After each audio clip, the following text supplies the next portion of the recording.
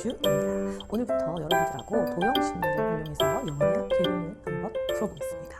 네, 주요 타깃층을 궁금해 하실 수도 있는데 주요 타깃은 20대 아니고요. 30대, 40대 정도로 하겠습니다.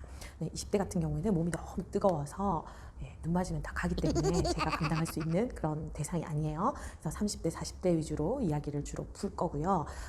뭐 이런 경우 있습니다. 예를 들어서 30대, 40대도 이 술의 대화, 술과 시작하는 연애 이런 것들로 이제 몸의 대화가 이루어질 수가 있습니다. 그렇죠? 네. 그런데 20대는 뭐가 다르냐? 20대는 다음 날도 또 같은 대화를 할 수가 있어요. 그런데 30대, 40대는 다음 날 이제 제정신이 돌아오기 때문에 이 사태를 어떻게 해야 하고 내가 앞으로 어떻게 감당할 것인가에 대한 부분을 헷갈려하고 궁금해하고 난감해 합니다. 네. 그럴 때 과연 나는 어떻게 대처할 수 있는가? 나는 어떤 사람이고 상대방은 나와 견주어 어떤 사람인가에 대한 부분을 도형을 가지고서 여러분들과 한번 풀어보도록 하겠습니다. 네.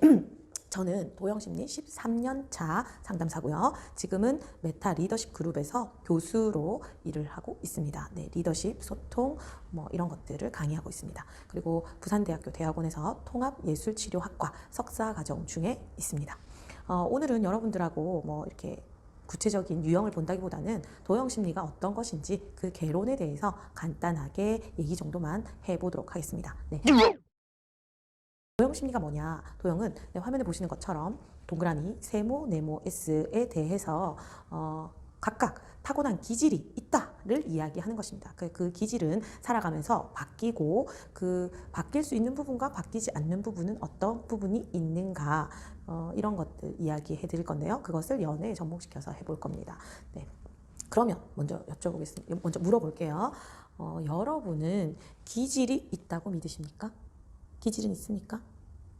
네, 기질이라는 거는 이렇게 생각해 보시면 좋을 것 같아요. 네, 내가 애를 낳았어요. 네, 뭐 2명, 3명 있다고 했을 때 내가 내 속으로 낳은 자식이죠. 그리고 남편도 갖고 아내도 갖고 같은 환경에서 같이 키웠어요. 그런데 한 녀석은 내향적이고 한 녀석은 외향적이에요. 다르죠? 네, 다릅니다. 어떻게 이렇게 둘이가 다를까에서 출발하시면 이해가 빠르실 것 같아요. 네, 같은 부모의 같은 유전자를 받았는데 그 아이들의 성향은 다르다. 네, 그래서 기질은 어떻다? 있다로 보시면 되겠습니다. 자, 조금 전문적으로 들어가 볼게요. 이 기질론은 의사가 될 때 히포크라테스 선서를 하잖아요. 그 히포크라테스 때부터 시작이 됩니다. 예를 들어서 증세가 똑같아요. 뭐 기침, 콧물 이 두 사람이 똑같이 왔는데 약을 똑같이 처방했더니 한 사람은 낫고 한 사람은 안 낫는 거예요. 그래서 고민합니다. 이게 뭘까? 왜 그럴까? 체질이 다르구나. 태어날 때부터 우리는 다르다. 여기에서 출발을 하는 겁니다. 그래서 어떻게 다르냐? 우리 몸에 4가지 액체의 기운을 어떤 걸 더 많이 받느냐의 문제라고 말을 합니다. 그래서 다혈질, 점액질, 담즙질, 그리고 또 우울질 이렇게 4가지로 구분을 하는데요. 그것을 각각 동그라미, 세모, 네모, S에 접목시켜서 이야기를 합니다.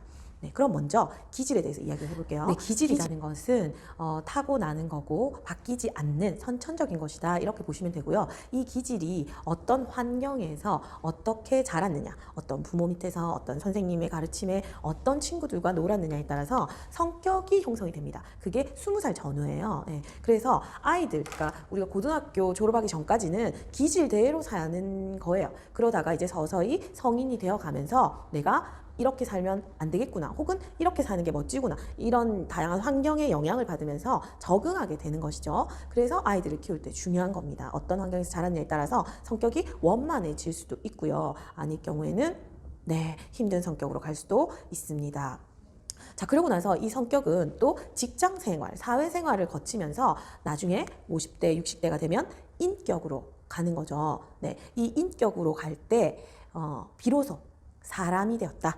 네, 사람의 격이 생겼다. 이렇게 볼 수가 있습니다. 그래서 여러분이나 저나 우리 30, 40대 타겟층인데요. 아직 사람이 아니문이다. 그래서 어떻게 하면 연애를 사람답게 할 수 있느냐에 대해서 저와 한번 이야기를 풀어가 보시죠. 네. 자, 자료 잠깐 보실게요. 다혈질 동그라미는 우리 몸에서 붉은 기운, 뭐죠? 피. 네, 붉은 기운의 영향을 가장 많이 받습니다. 네, 그래서 기쁜 거, 즐거운 거, 행복한 거 이런 것들에 대한 그 관심이 많아요. 이 동그라미들은요. 그래서 다정다감하고 사람을 좋아해요. 명랑하고 그래서 주변에 항상 사람들이 넘칩니다. 예. 그래서 인기도 많아요. 아마 여러분들이 좋아하는 대부분의 상대가 동그라미일 가능성이 높습니다. 예. 그 다음에 담즙질, 세모 같은 경우에는 우리 몸에서 이 황담즙의 기운을 가장 많이 받습니다. 이 사람들은 굉장히 리더십이 있어요. 이렇게 자체적으로 힘이 강하거든요. 그래서 이 사람들 같은 경우에는 혈기왕성하고 민첩해서 이 사람들을 이렇게 끌어서 지도하는 것에 대해서 다르게 말하면 통제하는 것에 대해서 관심이 있습니다. 항상 자기가 1등이어야 되는 그런 좀 병이 좀 있어요. 네. 다음에는 네모, 점액질 볼 텐데요. 점액질 같은 경우에는 우리 몸에서 이렇게 끈끈한 용액 뭐가 있을까요? 네. 찾으셨나요?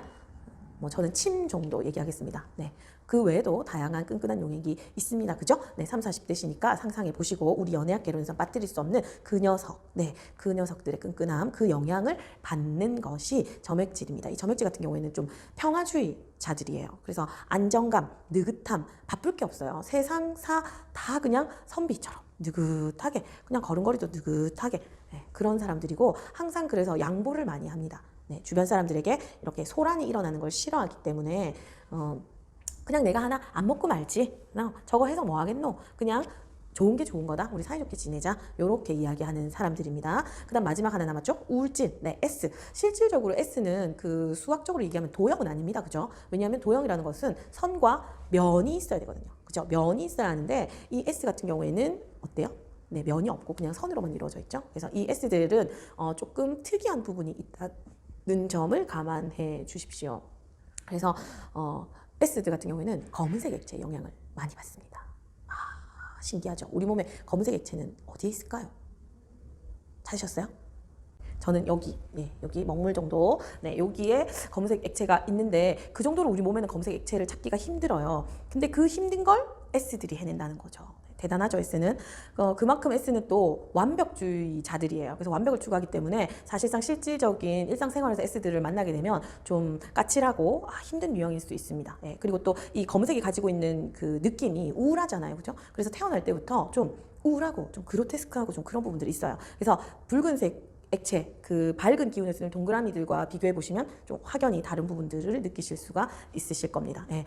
그러면 이 네 가지 도형에 대해서 우리가 이제 한 번에 보실까요? 네.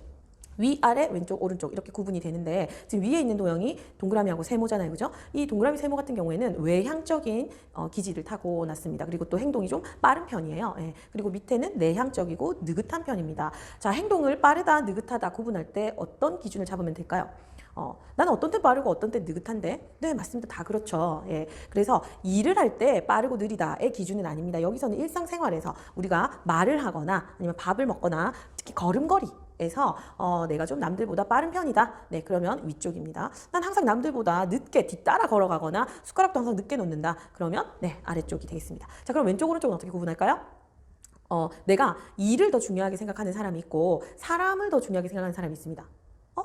사람을 중요하게 생각 안 하는 사람은 좀 비인간적이잖아요. 네, 모든 사람이 다 사람을 중요하게 생각해야 되겠죠. 네, 근데 여기서 말하는 사람은 사람이라기보다는 사람과의 관계. 네, 관계를 더 중요하게 생각하느냐 아니면 일을 더 중요하게 생각하느냐 요 차이가 있을 수 있습니다. 네, 그래서 일을 중요하게 생각한다 그러면 세모와 S를 보시면 되고 나는 사람과의 관계가 더 중요하다라고 했을 때는 동그라미와 네모를 보시면 되겠습니다. 그래서 주도형, 사교형, 또 안정형, 신중형 이렇게 구분이 되십니다.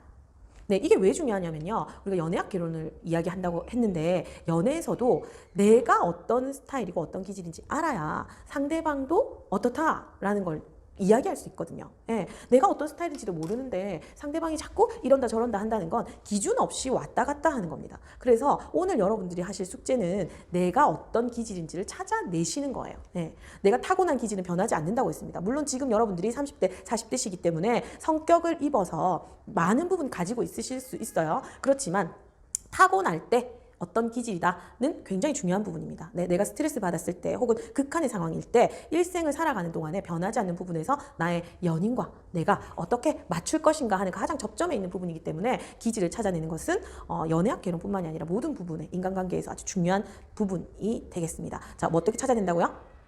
네, 빠른가 느긋한가 일을 중요하게 생각하는가? 사람과의 관계가 더 중요한가? 그래서 나는 동그라미, 세모, 네모, S 중에서 어떤 유형이다까지 찾아내시고 다음 주에 저하고 만나겠습니다. 네, 다음 주에는 이제 구체적으로 유형별로 어떤 연애 스타일인지를 제가 찾아 드리려고 하는데 먼저 동그라미부터 가겠습니다. 좀 화려하고 끼가 많고 굉장히 잘 놀고 주변에 사람이 많아요. 이런 인기쟁이를 내 사람으로 만들려면 어떻게 해야 될까요? 좋아요, 구독 눌러주세요. 다음에 뵐게요.